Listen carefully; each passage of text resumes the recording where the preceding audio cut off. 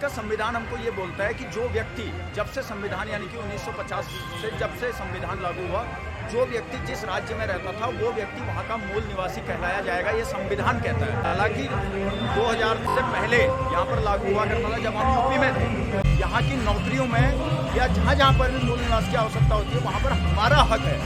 अभी ऋषिकेश एम्स की अगर हम देखें तो 600 लोग बाहर से वहाँ पर आकर के यहाँ पर नौकरी पा लेते हैं। अगर वहीं मैं राजस्थान अगर जाऊँ किसी वहाँ की भर्तियों में अगर मैं कोई फॉर्म भरूँ तो वहाँ पर जो है मुझे नहीं दिया जाएगा। वहाँ पर पहला ही यह ऑप्शन होता है कि आप यहाँ के मूल निवासी हैं, स्थायी निवासी हैं। अगर मैं स्थायी निवासी भर दूँ तो वहाँ से आगे मैं फॉर्म ही नहीं भर सकता।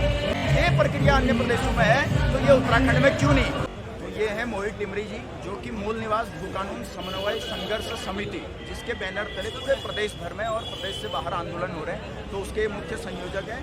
ये एक तरीके से कह सकते हैं कि इस आंदोलन के ये पुरोधा है कि ये युवाओं की आवाज़, महिलाओं की आवाज़ को जो सरकार दबाने की कोशिश कर रही है, अब वो आवाज़ दबने वाली नहीं है। हमारे युवा इस बात को समझ चुके हैं कि उसके अपने प्रदेश में अधिकार सुरक्षित नहीं है, उनको अपने ही प्रदेश में नौकरियां नहीं मिल रही हैं, उनकी जो अपनी ज़मीनें हैं उस पर भारी माफिया कब्जा जमा रहा है, उसके संसाधनों पर जो यहाँ के लोगों का हक होना चाहिए था, कहीं ना कहीं उस पर भारी ताकतें हावी हो रही हैं। तो ये लड़ाई जो है अपनी अस्मिता को बचाने की लड़ाई है, अपने स्वाभिमान संस्कृति को बचाने के लिए लोग एकजुट हो रहे हैं कि यहाँ का मूल निवासी अपने अधिकारों के लिए लड़ने के लिए सड़कों पर उतर गया है। सरकार को हमारे अधिकार हमें देने ही होंगे।